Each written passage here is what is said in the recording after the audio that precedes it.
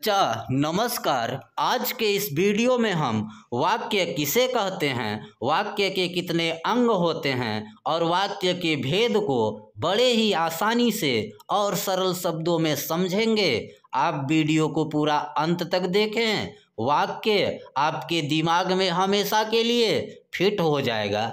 तो आइए वीडियो को शुरू करते हैं। वाक्य, सबसे पहले हम वाक्य की परिभाषा जानते हैं।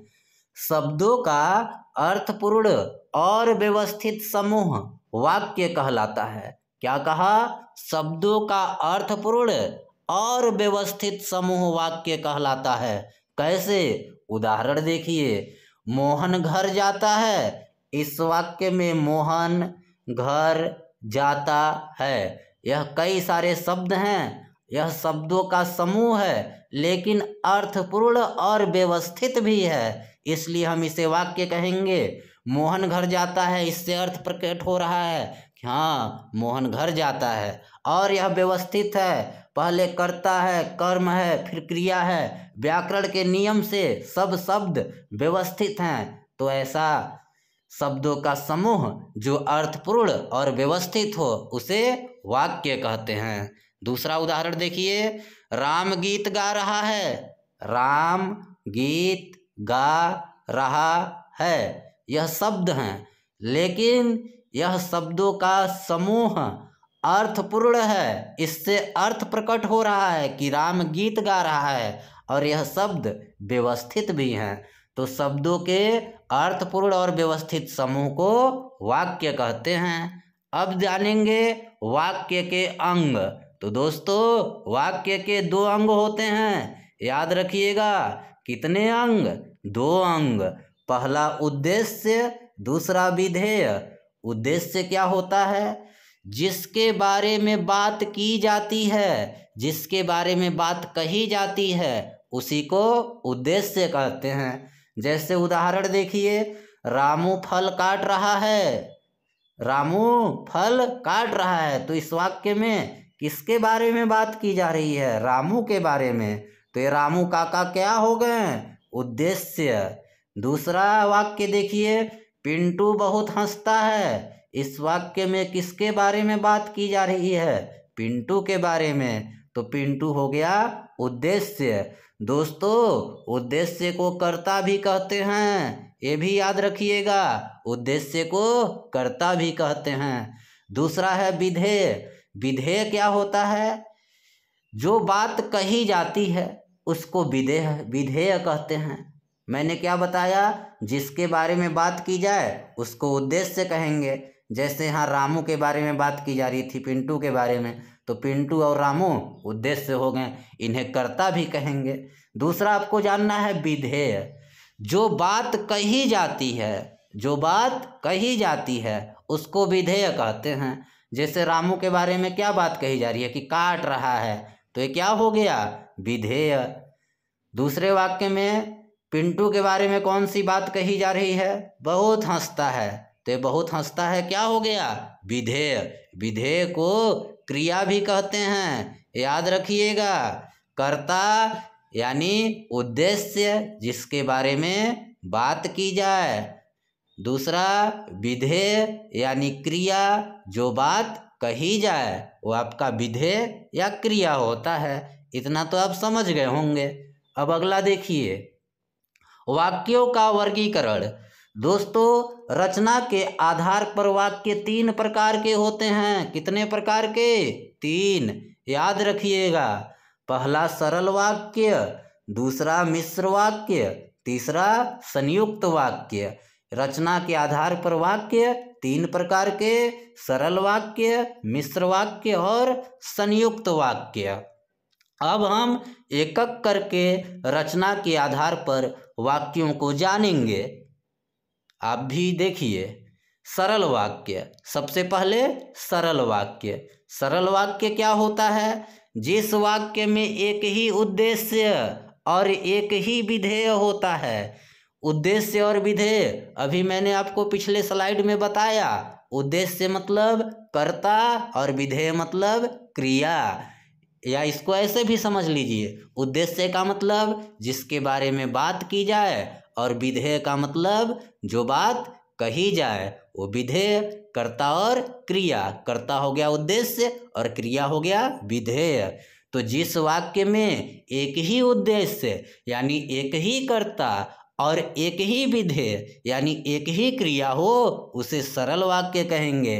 जैसे पंकज चाय बनाता है, उदाहरण देखिए, यहाँ पर पंकज एक ही उद्देश्य एक ही करता है, बनाता है विधेय भी क्रिया भी एक ही है कि बनाता है, तो ऐसा वाक्य क्या हो जाएगा? सरल वाक्य। दूसरा उदाहरण देखिए, मनोज का भाई आ गया। इस वाक्य में मनोज आपका एक ही उद्देश्य हुआ, मनोज एक ही करता हुआ, आ गया, और एक ही क्रिया यहाँ है कि आ गया, एक ही विधेय है। तो जिस वाक्य में एक ही उद्देश्य और एक ही विधेय हो वो आपका होता है सरल वाक्य या साधारण वाक्य। अगला उदाहरण देखिए, विनोद पत्र लिखेगा। इस वाक्य में विनोद एक विधेय है, लिखेगा, और विनोद आपका उद्देश्य है, एक उद्देश्य हो गया यानी कर्ता, और लिखेगा आपका विधेय हो गया यानी यह हो गया क्रिया। तो जहाँ पर एक ही उद्देश्य या एक ही कर्ता और एक ही विधेय या एक ही क्रिया है वहाँ आपका सरल वाक्य, सिंपल वाक्य, साधारण वाक्य होगा। बंसी कमरे में सोया है।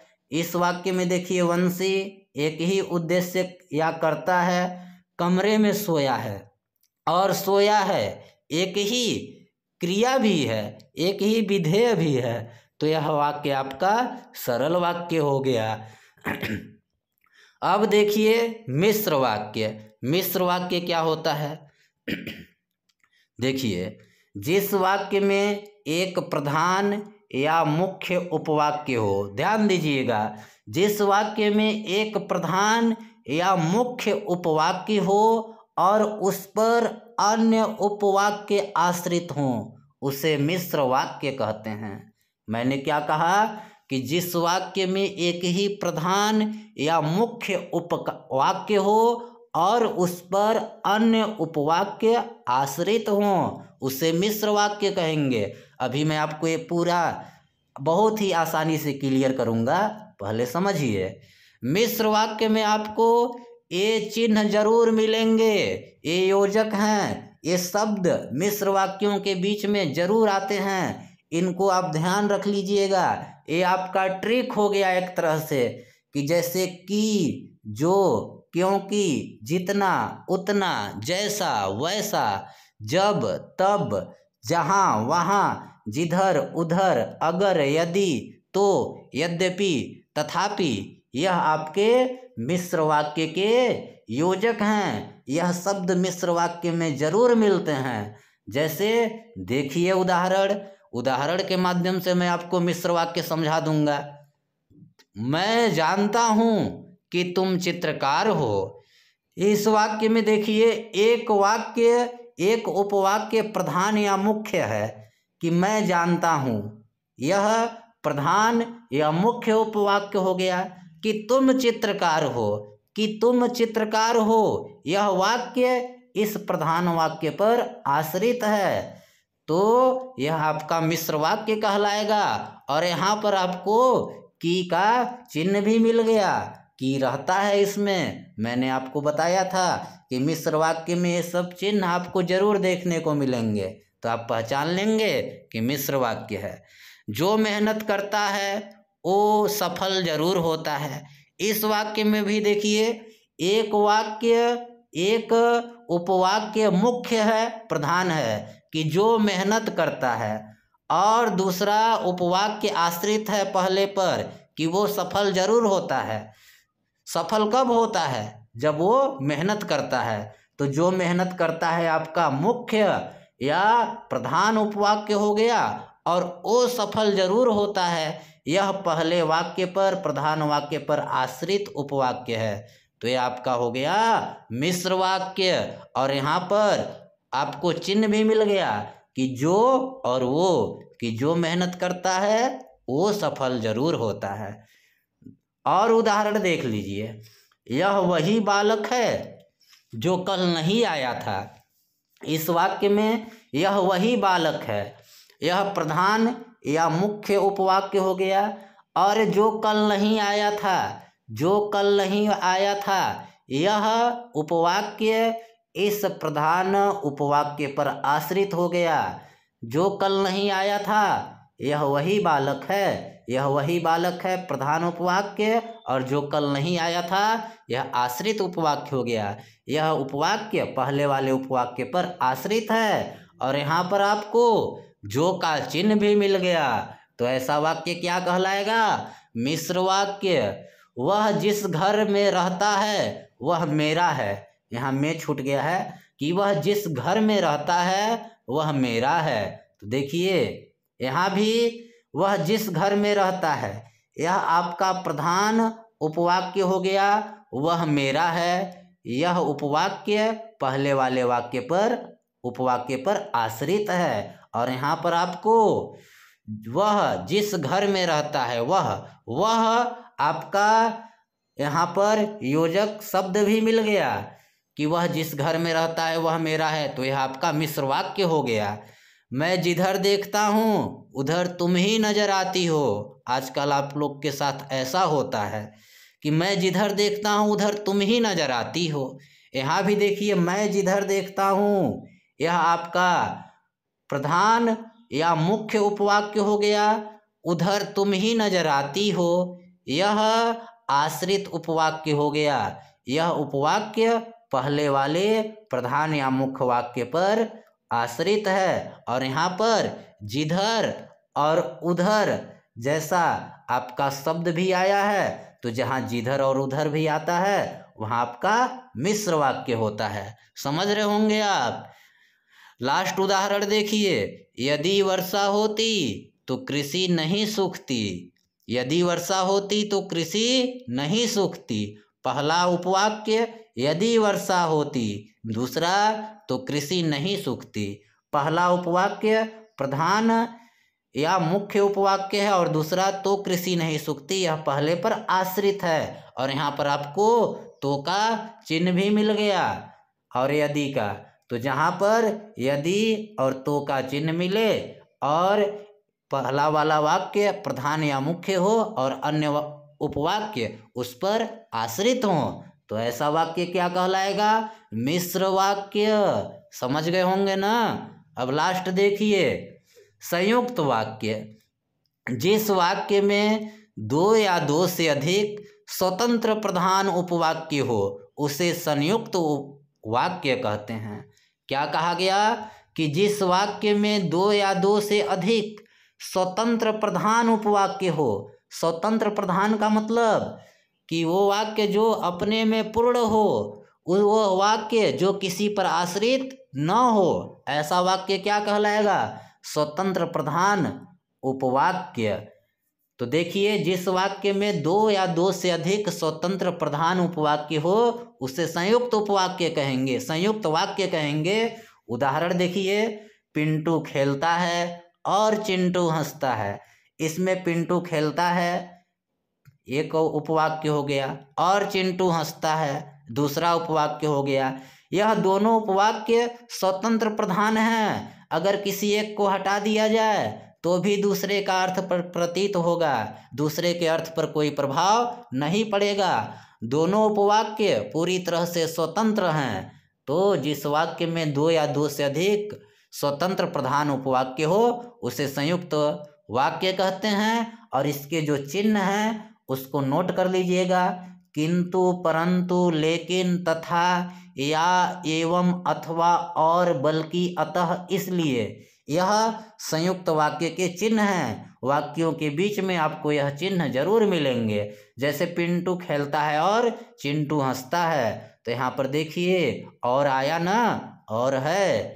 पवन घर गया है इसलिए उसका कमरा बंद है। पवन घर गया है पहला उपवाक्य पूरा स्वतंत्र है, इसका भी अपना अर्थ है।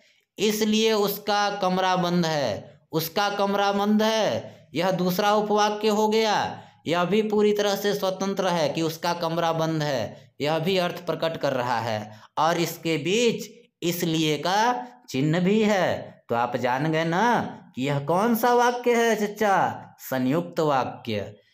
अगला देखिए और उदाहरण देख लीजिए संयुक्त वाक्य के, कि सूर्य उदय हुआ और अंधकार दूर हो गया।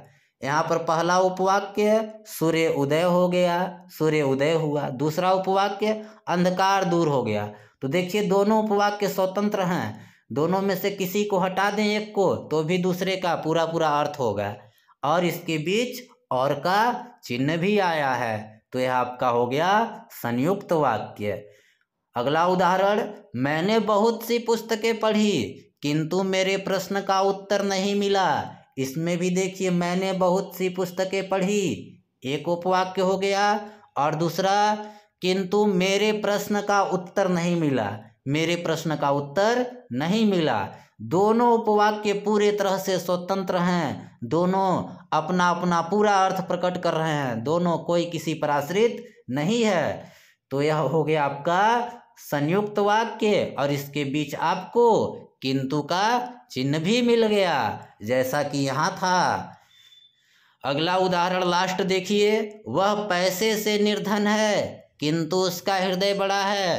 पहला उपवाक्य वह पैसे से निर्धन है, दूसरा उपवाक्य उसका हृदय बड़ा है। दोनों अपने आप में स्वतंत्र प्रधान उपवाक्य हैं, कोई किसी पर आश्रित नहीं है, दोनों का अपना अपना अर्थ है, और बीच में हाँ किंतु का योजक शब्द भी है। तो दोस्तों आप पहचान गए ना संयुक्त वाक्य।